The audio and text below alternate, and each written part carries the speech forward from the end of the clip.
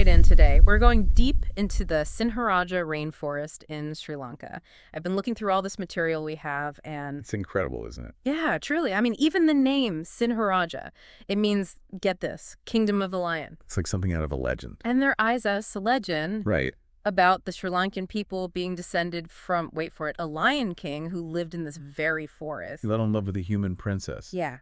And their offspring were the first Sri Lankans. Talk about a royal lineage. I know, right? Okay, so we've got this lion king ruling over his rainforest kingdom, but legends aside, what makes Sinharaja so special today? Well, it's one of the last undisturbed biodiversity hotspots in all of Sri Lanka.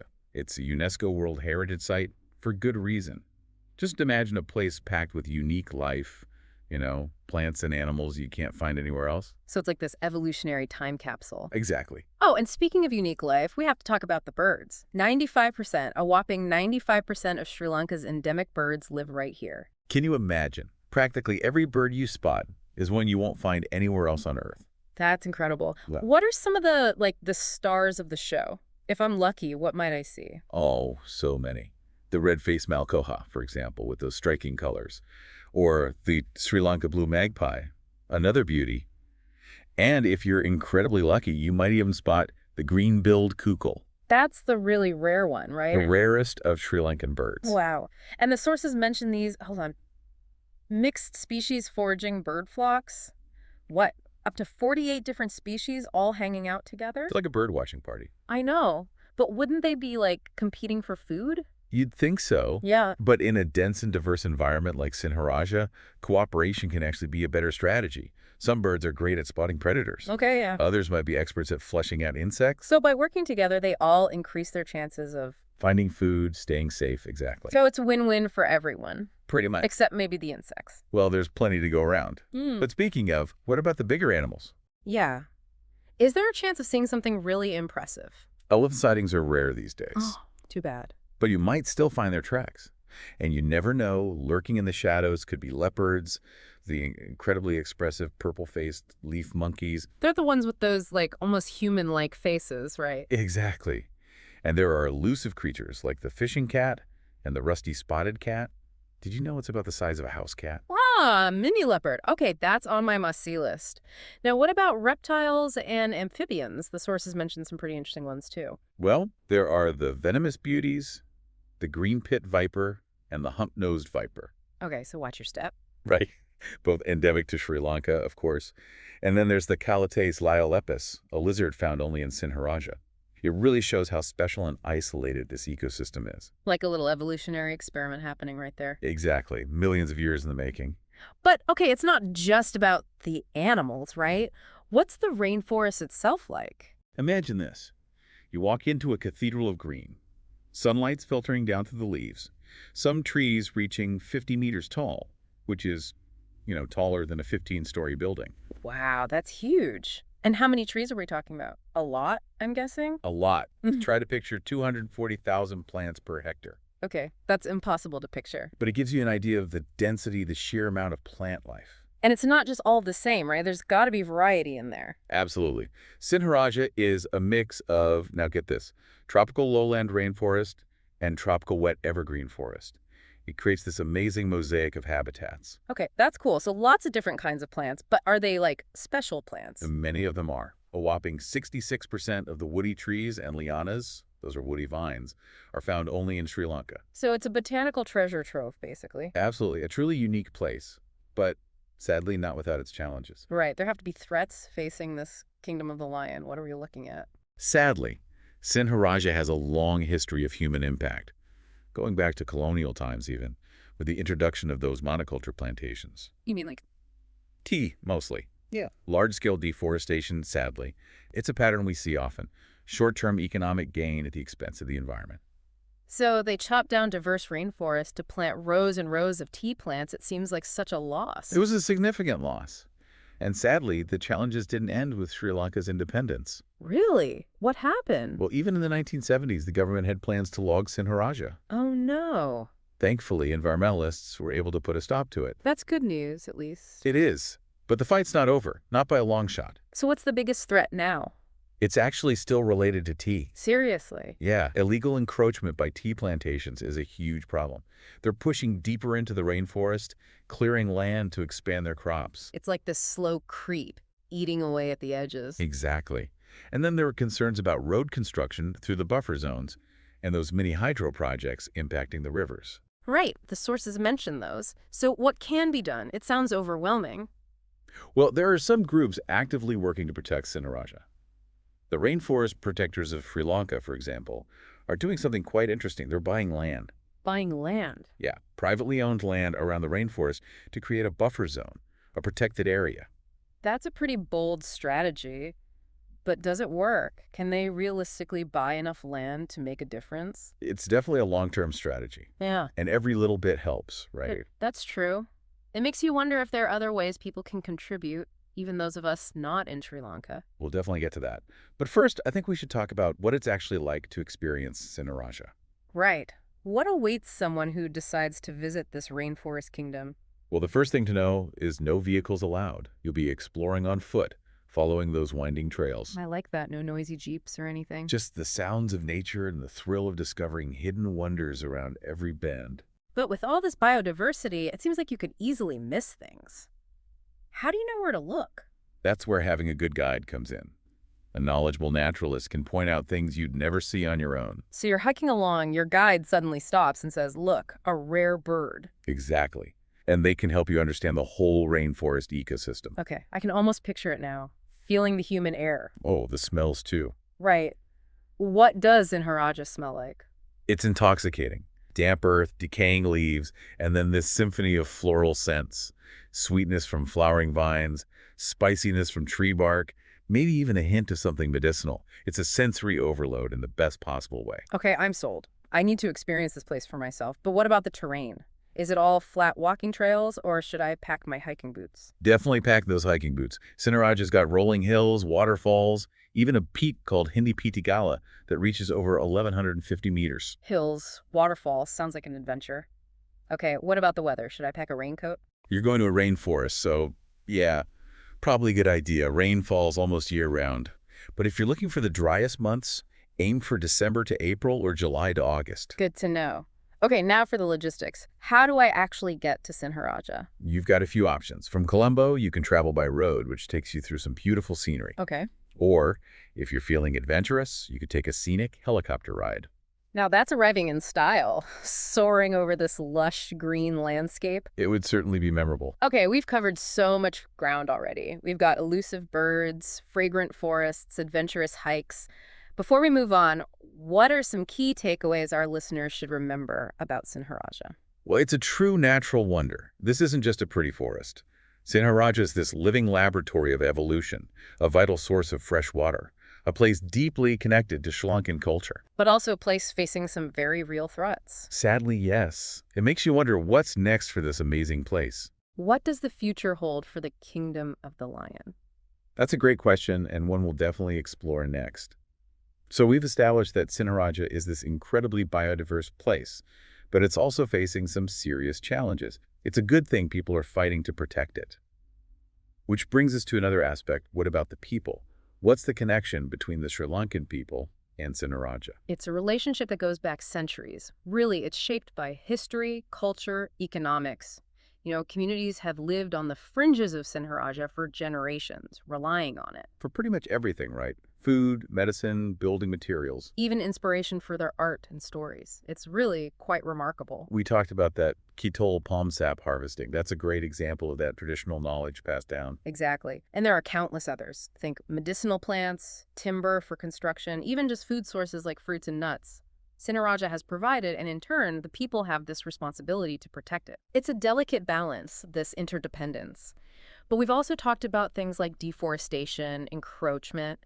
How do those activities impact the people who rely on the rainforest? It's complicated, honestly. You've got population growth, putting pressure on those resources, and then there are the economic pressures, which can lead people to exploit the rainforest for that short-term gain. And of course, government policies sometimes prioritize development over conservation. It's like this constant tension. Right, between those needs of the people and the needs of the environment. And trying to find that sweet spot where both can thrive. Exactly. Which is why it's so crucial to find solutions.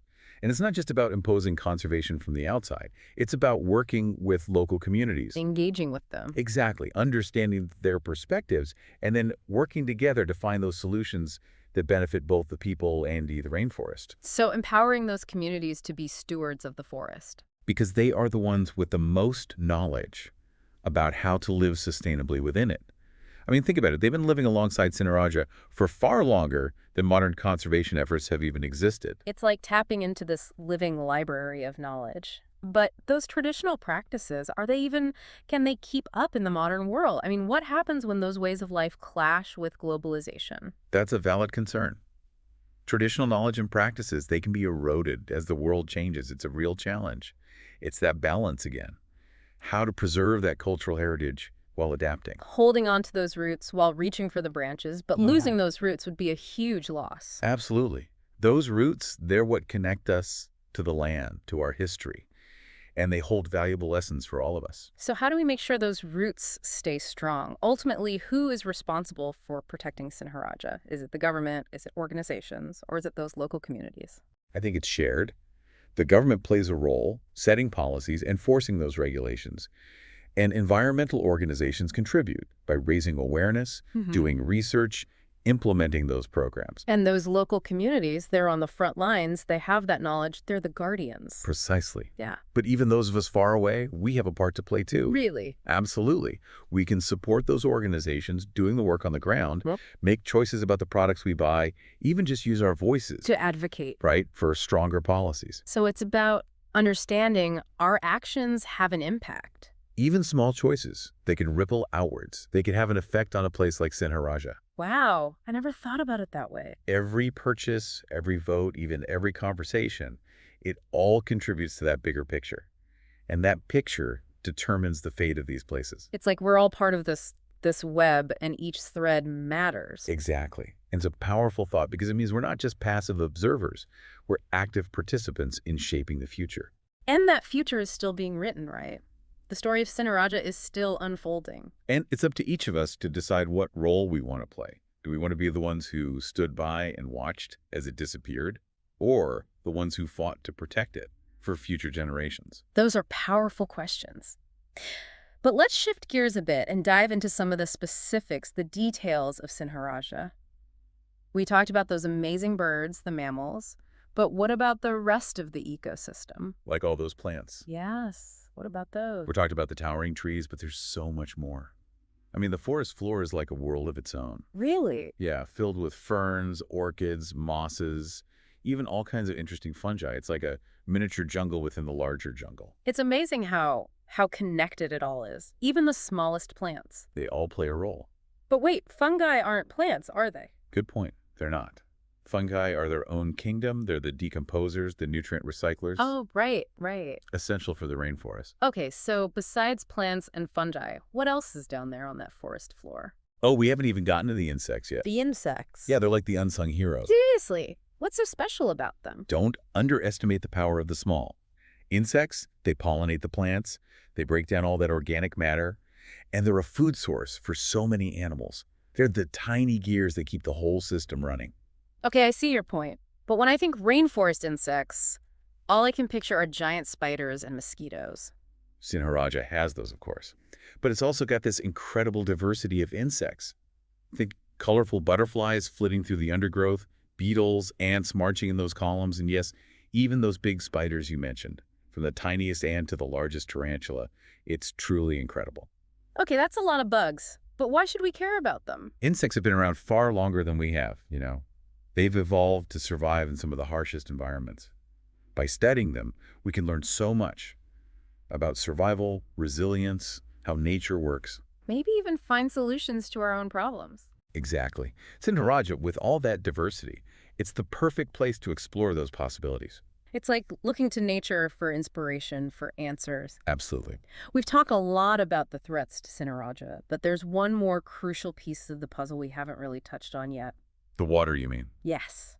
Water's the lifeblood of any rainforest. It shapes everything from the landscape to what can live there, even the cultural practices we talked about. So what's the water situation like in Sinharaja? Sinharaja's got an abundance of water. I mean, think about it. 3,000 to 6,000 millimeters of rain every year. That's a lot of rain. It is. And it's crisscrossed by all these rivers, streams, all teeming with life. No wonder it's so lush and green. Right. Think of all the fish, the amphibians, the reptiles, even mammals like that fishing cat. They all depend on those waterways. And even those waterfalls, they're not just beautiful, they provide fresh water for the people who live there. It's like each part of that river system has its own little world. A whole web of life. And we talked about deforestation, those mini hydro projects. How do those impact the water? Yeah, that's what I was thinking about. Well, deforestation leads to erosion, and all that soil ends up in those rivers and streams. It pollutes the water, makes it unsuitable for many species. And all that sediment, it can clog things up, disrupt the flow, change those habitats. It's a chain reaction. Exactly. Yeah. And those mini hydro projects, while they might seem like clean energy, they can have big consequences. Damming rivers, diverting the water, it disrupts those natural patterns, changes the temperatures, can even block migration routes. So even well-intentioned projects. They can have unintended consequences, especially in such a complex system. It's a good reminder that everything's connected, that one change can impact everything else. And the health of the whole ecosystem depends on every single element within it. Well, on that note, I think it's time for one last shift in focus. So we've explored Sinharaja from every angle. The trees, the plants, the animals, the water, even the air. But now I'm thinking about the future. What does the future hold for this incredible rainforest? Well, that's the big question, isn't it? And honestly, it really depends on us, on what we do. Okay, that sounds a little ominous. We've talked about all the threats, but are there reasons to be optimistic? Any signs that maybe things are changing for the better? Oh, absolutely. There are definitely reasons to be hopeful. For one thing, there's more and more awareness about how important Sinharaja is, not just within Sri Lanka, but globally. People are starting to understand that it's not just some random jungle out there. It's a vital part of our planet's heritage. So awareness is growing, but is that actually leading to, real action, changes on the ground? It is. There are some amazing people, organizations working so hard to protect this place. We mentioned the Rainforest Protectors of Sri Lanka buying up that land, but there are others too, focused on research, education, working with local communities, even sustainable tourism. It sounds like there's a whole network of people fighting for Sinharaja's future. But what about the government? What's their role in all this? The government's role is essential. They set the policies, enforce regulations. They really have the power to decide what happens to the rainforest. And there have been some positive steps. Sri Lanka has committed to some ambitious conservation goals, like expanding protected areas and encouraging sustainable forestry practices. That's good to hear. But are those commitments actually, are they making a difference on the ground? It's definitely a work in progress, but there are signs of real change. They've increased enforcement against illegal logging and encroachment. And there are programs to promote ecotourism and sustainable agriculture, which could really help reduce some of those pressures. Okay, so there's progress, but still a lot to do. What do you see as the biggest challenges moving forward? I think one of the biggest is finding that balance Yeah. between conservation and development. Sri Lanka is a developing country. There's a growing population, so there's this constant push and pull between economic growth and protecting the environment. That classic dilemma, short-term gain versus long-term sustainability. But there have to be ways to find a balance, right? Absolutely, and that's where innovation and collaboration become so important. We need creative solutions that work for both people and the planet. It could mean developing new technologies to monitor and protect the rainforest better, investing in those sustainable practices we talked about, even finding ways to utilize Sinharaja's resources without damaging it. So it's not about saying no to development, it's about finding ways to do it right. Exactly. And it requires this shift in thinking. We need to see conservation not just as protecting nature for nature's sake, but as protecting ourselves, our future. Understanding that we're all part of this. Exactly. And that's what I really hope people take away from this deep dive into Sinharaja. This rainforest, it's like this microcosm of the challenges our whole planet is facing. Everything's connected. The choices we make have these ripple effects. It really highlights that we all have a responsibility to protect our planet. Making smarter choices about what we buy, supporting those organizations, even just talking about the importance of biodiversity. Every little thing we do makes a difference. And if we all work together, we can create a future where everyone, people, nature, can thrive. Well, on that note of hope and collective action, I think it's time to wrap up this deep dive. Thank you to our listeners for joining us on this journey into the heart of Sinharaja. I hope you've learned something new, maybe even felt inspired by the beauty and resilience of this incredible place. It's been a pleasure. And remember, the future of Sinharaja and all the amazing places on our planet, it really is in our hands. Let's make sure we make the right choices.